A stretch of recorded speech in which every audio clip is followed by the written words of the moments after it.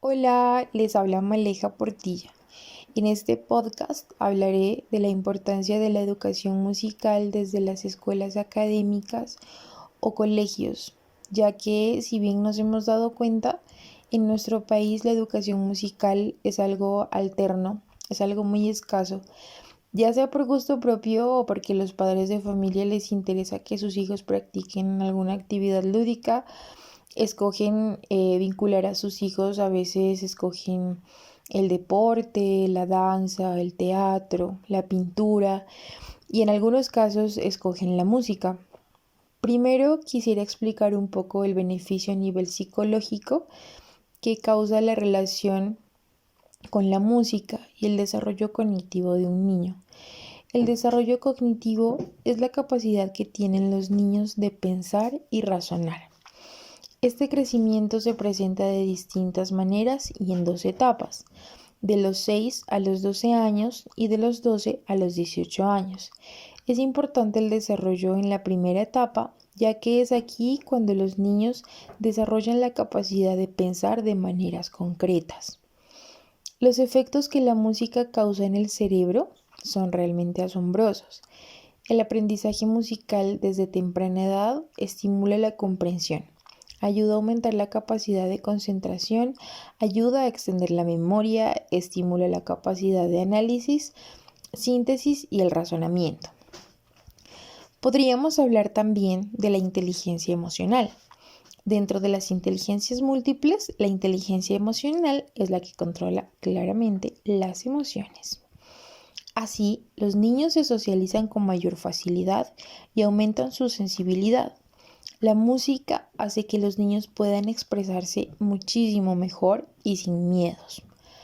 Hay teorías científicas comprobadas que nos demuestran los efectos que causa la música en el cerebro de los niños. Por ejemplo, tenemos el efecto Mozart. El efecto Mozart es una teoría que fue estudiada por Don Campbell, del cual escribió un libro llamado The Mozart Effect. En español, el efecto Mozart. Este estudio asegura que la música de Wolfgang Amadeus Mozart tiene propiedades completamente beneficiosas para curar el cuerpo, fortalecer la mente y liberar el espíritu creativo. Es por estas razones que el gobierno nacional debería considerar la magnífica posibilidad de implementar la educación musical obligatoria en la educación académica general, no con el fin de que todos los niños en un futuro sean músicos, sino con el fin de que su desarrollo cerebral sea utilizado de manera más eficaz, sea fortalecido y sea en el futuro eh, una generación de personas más cultas y sensibles, cada vez personas mejores.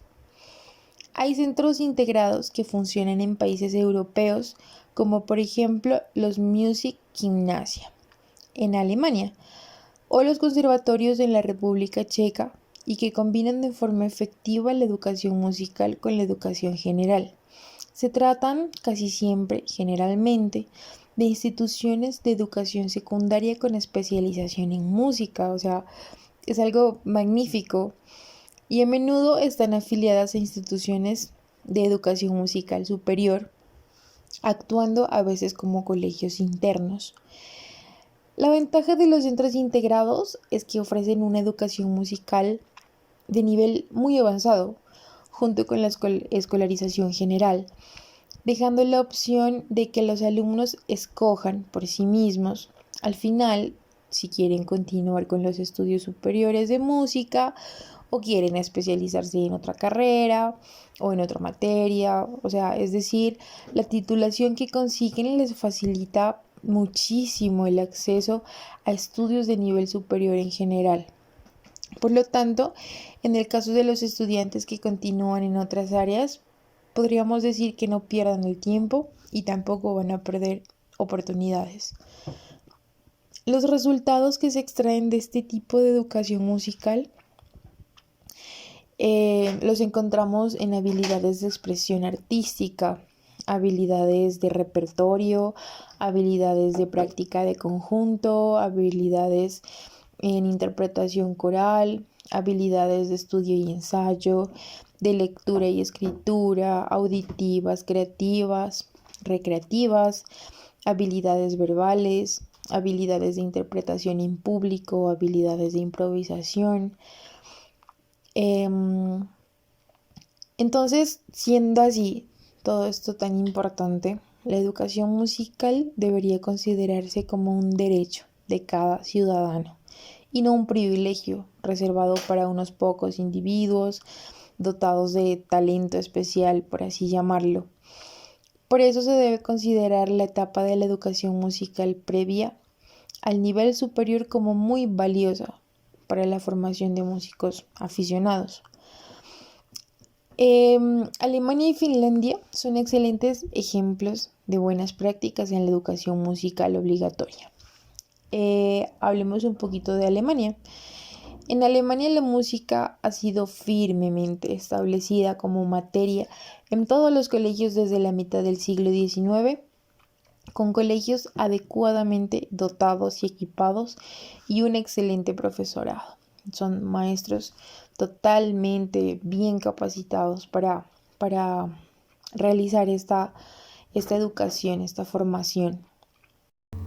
Existen 132 orquestas sinfónicas, casi 1000 escuelas de música públicas que ofrecen formación instrumental y agrupaciones musicales para los niños desde nivel preescolar hasta adultos o incluso para personas mayores.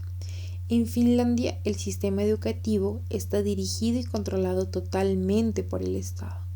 La educación es gratuita, desde la educación básica hasta la universidad. La preparación de los profesores de música se debe examinar como una parte de un gran proyecto de política educativa a escala nacional, cuyo objetivo es mejorar la educación cada día. La educación musical formal en Finlandia tiene lugar en dos escenarios. Por un lado, tenemos la educación general obligatoria, desde los 7 años hasta los 16 años, durante la cual la de educación musical es obligatoria. Y por otro lado, en las escuelas de música, donde se ofrecen estudios musicales extracurriculares para estudiantes de diferentes edades. También tenemos otro país ejemplar, lleno de música, lleno de creación, de creatividad, de cultura y de arte, como lo es Cuba. La educación musical masiva en Cuba se comienza desde la edad preescolar, impartidas por las educadoras. En la primaria y en la educación especial se imparten mediante clases de programación televisivas. En la educación media y superior, esta tarea corresponde a los instructores de arte y de educación superior a través de maestros y artistas. De esta manera es como nos damos cuenta de la importancia de la educación musical en los niños desde temprana edad y como una práctica más allá del talento artístico. Ojalá algún día en Colombia podamos encontrar alguien que nos patrocine este tipo de educación. Por ahora continuemos fortaleciendo la educación musical en los proyectos actuales como formadores y pedagogos. Espero que les haya gustado mi podcast, que lo hayan disfrutado, que aprendan mucho de él, que se hayan concientizado también, que sean unos excelentes maestros. Y pues nada, para mí también ha sido un gusto haber compartido con ustedes este momento. Muchas gracias.